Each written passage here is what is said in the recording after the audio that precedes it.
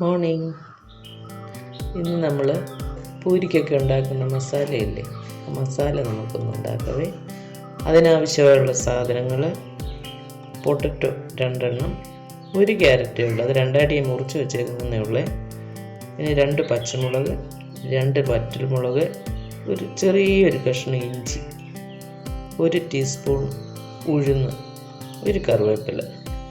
ഇതെല്ലാം വേണ്ടത്. നമുക്ക് ഈ കിഴങ്ങൊന്ന് മുറിച്ച് വേവിച്ചെടുക്കണം. ഇതെല്ലാം ഒന്ന് അരിഞ്ഞെടുക്കും.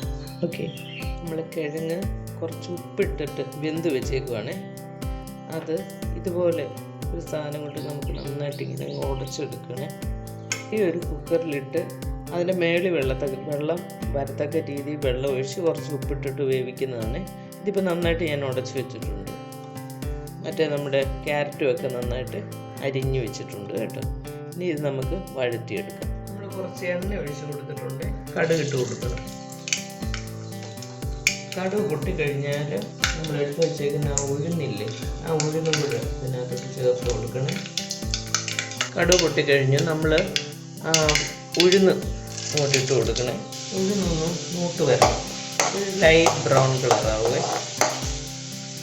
ഇത് ചെറുതായിട്ടൊന്ന് മൂത്ത് ഇനി നമുക്ക് ആ ഇഞ്ചി അങ്ങോട്ട് ഇട്ട് കൊടുക്കാം. ഇഞ്ചി ഒന്ന് ചെറുതായിട്ടൊന്ന് അതിൻ്റെ ആ ഒരു സ്മെല്ല് വരണേ.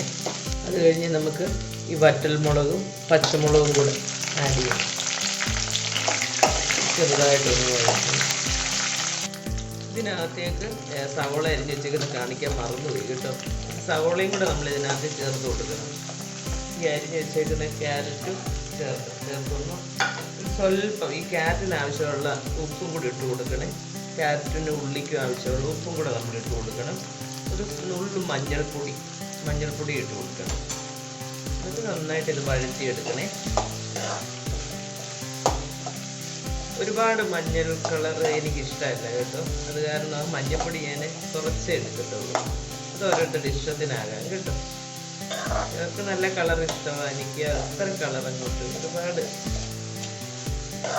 ഒരു ലൈറ്റ് യെല്ലോ കളറാണ് എനിക്കിഷ്ടം. അതുകൊണ്ടാണ് കുറച്ച് എടുക്കുന്നത്. നമ്മൾ കിഴങ്ങ് പുഴുങ്ങി വെച്ചതിനകത്ത് ഉപ്പിട്ടിട്ടുണ്ട്. അത് കാരണം പിന്നെ ക്യാരറ്റിനും ഉള്ളിക്കും ആവശ്യമായിട്ടുള്ള ഉപ്പ് മാത്രമേ നമ്മൾ ചേർക്കാവുള്ളൂ.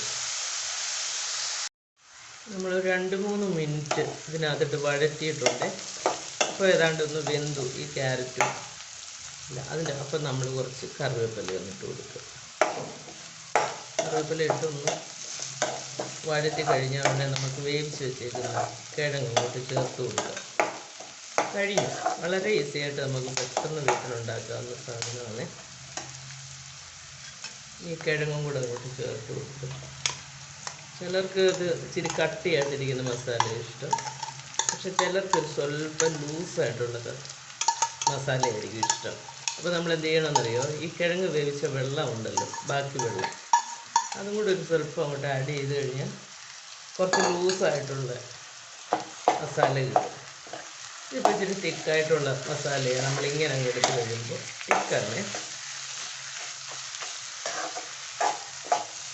അത് ലൂസാക്കാൻ വേണ്ടി കുറച്ച് വെള്ളം കൂടെ നമ്മുടെ ആവശ്യത്തിനനുസരിച്ച് ചെയ്താൽ മതി.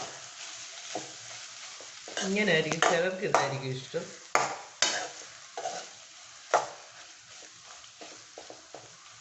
ഉണ്ടോ, മിക്കവാറും എല്ലാവർക്കും ഇതായിരിക്കും ഇഷ്ടം. പക്ഷേ സ്വല്പം വെള്ളം കൂടെ ഉണ്ടെങ്കിൽ, സ്വല്പം വെള്ളം കൂടെ ഒഴിച്ചു കൊടുത്താൽ ഇച്ചിരി ലൂസായി കൂടെ കിട്ടും. എനിക്കിഷ്ടം അങ്ങനെ.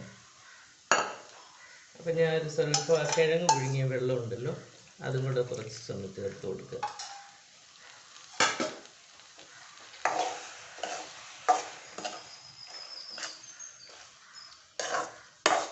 ഒരു സ്വല്പം കൂടെ ഒന്ന് ലൂസാകാം.